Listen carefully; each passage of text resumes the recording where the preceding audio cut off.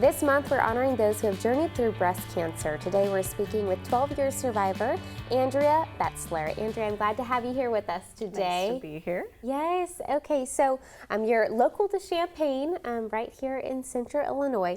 Let's dive right into your journey here. How did your breast cancer journey begin for you?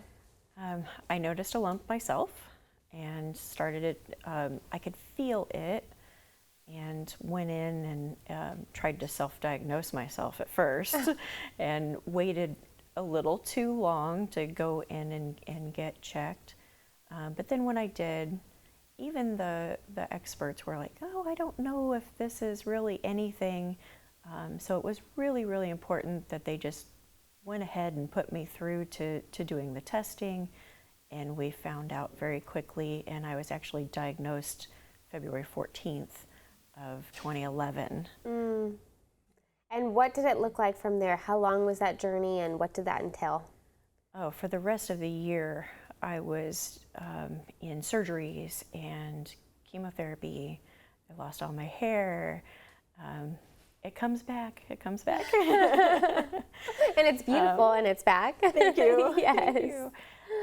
And I did develop lymphedema afterwards, and a lot of times that's not really talked about. That was the harder part for me because there wasn't an end date to it. I was lucky that my cancer was caught fairly early, so I had an end date to that one, and then I just kept going, well, I'm halfway through, I'm 3/4 of the way through. But the lymphedema, there was no end date, and that was really hard. You end up getting swelling in your arms. I actually had it in both arms, my chest and my back, wore constant compression for, I would say 10 of the last 12 years. I was in constant compression. I did have a FlexiTouch pump that I did twice a day on one arm, and then the other arm whenever I could get to it. So while I was trying to make sure that my kids were okay and making sure that hopefully, God willing, I was there to see them start in their lives, I also had 2 hours a day that I was attached to this thing that I didn't want to be attached to. Yeah.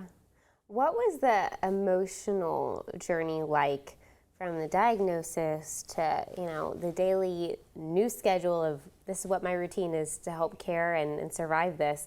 What was that like? I went from being fully engaged in charity work. I have my own business, so I was doing life at a pretty high level, and I think that did not help my getting cancer.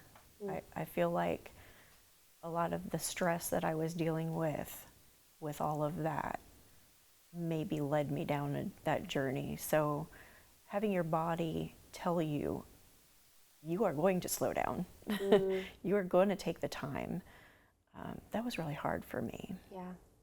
At what point were you able to get back in any sort of routine similar to what it was before the diagnosis? For me, it was a while, at least a year, mostly because of the lymphedema and being on the pump twice a day. Doing that an hour each time was a lot out of my day, plus driving my kids to school and trying to find time to work. What's it like being a mom in the midst of that type of diagnosis? It was really tough. We're nurturers. I think especially women getting this disease, which of course can affect men as well. And we don't hear as much about that. But I think women are just nurturers, and my number one concern going through it was my kids and making sure that they were going to be okay and just wanting to see where they ended up. What would you say to someone that is kind of at the beginning of this journey, and maybe they just received the diagnosis and they're going through that process of, how am I going to do this? How is my life going to survive this? And how am I going to readapt my schedule? What would you say to encourage someone like that? I would say get hooked up with a support group. that was instrumental for me, and I never thought I was a joiner like that. And it was really hard for me to let people be there for me, because I was always that person for everyone else.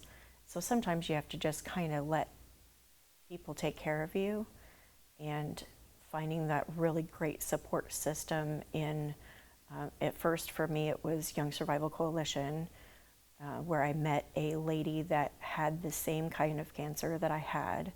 And up until that point, the only people that I knew that had my same type of cancer had passed. So she was a huge ray of hope for me. She was doing life at a high level, so inspiring, and it was everything for me to meet her. And then later on in my journey, I got hooked up with Kelly Bradham, who was starting Prairie Dragon Paddlers, the first all breast cancer survivor dragon boat team here in Illinois. Practice out at Homer Lake Wednesdays and Saturday mornings. And literally being in the same boat with people who have been in the same boat was huge for me, and continues to be very inspirational for me 12 years later. What do those conversations look like when it's with people that have walked this path before and being maybe new in it or in the thick of it? What do those conversations look like? Just really supportive and so inspiring. These women have not let this diagnosis stop them in any way, and they are out doing things, and it is just so wonderful to see. Do you think it's easy when you're kind of in the midst of it all to just kind of feel kind of defeated? Absolutely, and I got wonderful advice early on. My friend Jen Smith, who has since passed, but she gave me the best advice. Take 10 minutes a day to feel sorry for yourself, and then be done with it. And always take the 10 minutes, even when you don't think that you need it. Take the 10 minutes to process what you need to process, and move on with life. Outside of the lymphedema, was there a part in this journey that was where everything set in and it felt like, okay, this is when this gets hard? When I found out that I also had a genetic component, and that my kids may or may not be carriers of the thing that had caused this in my life, that was the hardest for me.